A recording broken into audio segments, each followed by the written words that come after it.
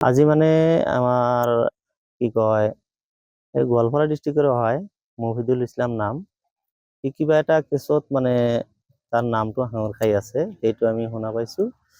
তাক বহুদিনৰ পৰা পুলিচে বিচাৰি আছে কিন্তু তাৰ ইচ্ছাকৃতভাৱে বা বেলেগৰ কাৰোবাৰ হেঁচাত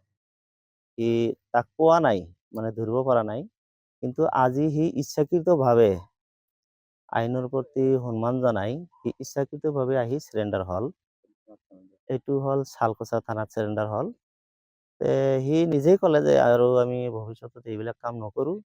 আৰু যি হৈছে হৈছে মই সাৰেন্ডাৰ কৰিম তো আমি আনি তাক থানাত গতাই দিলো কিবা আৰ্মছৰ কেছ বুলি শুনা পাইছিলো তেনেকুৱা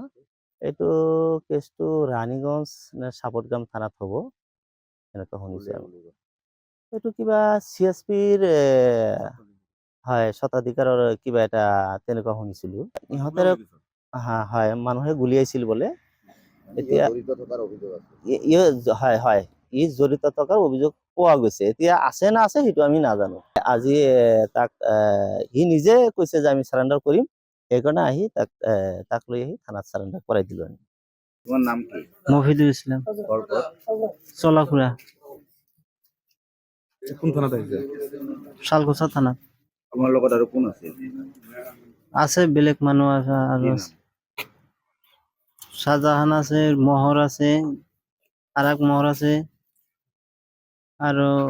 বেলাল আছে